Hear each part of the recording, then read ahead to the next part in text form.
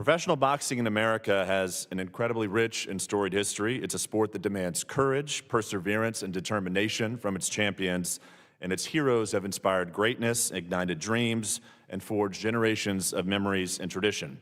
39 years before Jackie Robinson bravely broke barriers in Major League Baseball, Jack Johnson, the Galveston Giant, reigned as the first black heavyweight champion of the world from 1908 to 1915.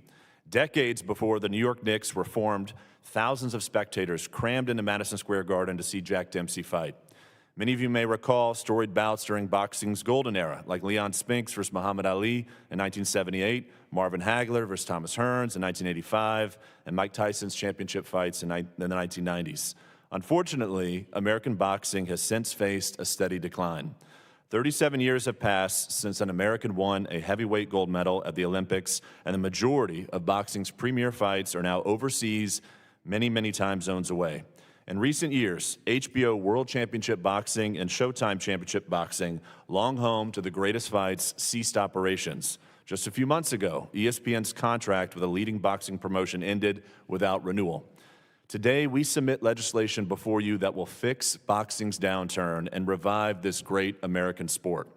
For over a century, individual states enacted legislation to regulate professional boxing, but the patchwork of regulations without uniform minimum standards led to widespread exploitation and rampant corruption. Since the 1950s, Congress has considered legislation to address these problems, and after multiple attempts in the 1990s, Congress finally acted, passing the Professional Boxing Safety Act of 1996 and the Muhammad Ali Boxing Reform Act in 2000. As a result, boxing is the only professional sport regulated by Congress. The Muhammad Ali American Boxing Revival Act amends the Professional Boxing Safety Act of 1996 and preserves and protects the original Ali Act in its entirety. First, our legislation clarifies ambiguities in current law that have stifled innovation and investment into the sport. This bill allows for the creation of alternative systems called Unified Boxing Organizations, otherwise known as UBOs, that will provide professional boxers with more protections, better pay, and greater protections. The UBO system will not replace the current structure involving sanctioning organizations. Instead, UBOs will be a separate parallel system to the sanctioning organizations that will provide boxers with the freedom to choose which of the two systems works best for them. Additionally, this bill will return premier boxing events to our country, spurring economic growth and success across host communities.